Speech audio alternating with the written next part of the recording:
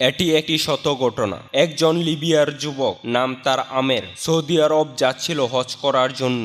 যেই মাত্র সে এয়ারপোর্টে পৌঁছালো, তার নাম নিয়ে নিরাপত্তা সংক্রান্ত একটি সমস্যা দেখা দিল। নিরাপত্তা বাহিনীর লোকেরা তাকে বলল, একটু অপেক্ষা করো, আমরা চেষ্টা করছি সমস্যা সমাধান করতে। ওই সময়ে অন্য সব হাজিরা তাদের প্রক্রিয়া শেষ করে প্লেনে উঠে পড়ল, আর প্লেনের দরজা বন্ধ হয়ে গেল। কিছুক্ষণ পর সমস্যা ঠিক হয়, কিন্তু পাইলট দরজা খুলতে রাজি হলো না। প্লেন চলতে শুরু করলো এবং আমেরকে ফেলে রেখে উড়ে গেল।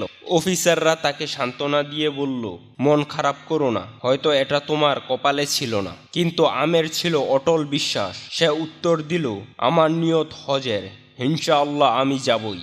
হঠাৎ খবর এলো প্লেনটির যান্ত্রিক সমস্যা হয়েছে এবং তা ফিরে আসছে। প্লেন ফিরে এলো, মেরামত করা হলো, কিন্তু তাও পাইলট আমেরের জন্য দরজা খুলতে রাজি হলো না। অফিসার আবার বলল, হয়তো তোমার ভাগ্যে নেই, কিন্তু আমার ছিল দৃঢ় প্রতিজ্ঞা, স্থির ও দৃঢ় চেতনা। সে বলল, আমার নিয়ত হজের, ইনশাআল্লাহ আমি যাবই। প্লেন আবার উড়ে গেল। কিছুক্ষণ পর আরেকটি খবর এলো, প্লেনে আবারও সমস্যা হয়েছে। এবার নিজেই পাইলট বলল, আমি আর উড়ব না যতক্ষণ না আমের প্লেনে উঠে। শেষ পর্যন্ত আমের প্লেনে উঠল। সৌদি আরব এয়ারপোর্ট থেকে সে একটি ভিডিও করলো। তার আনন্দ ছিল বর্ণনার বাইরে।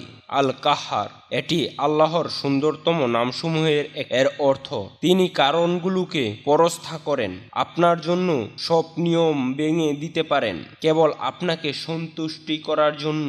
তাই কিভাবে কখন এসব নিয়ে বেশি চিন্তা করবেন না।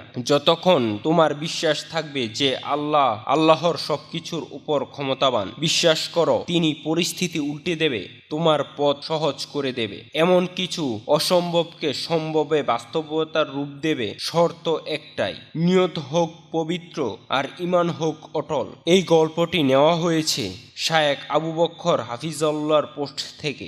ভিডিওটি ভালো লেগে থাকলে সবাই কমেন্টে জানিয়ে যাবেন।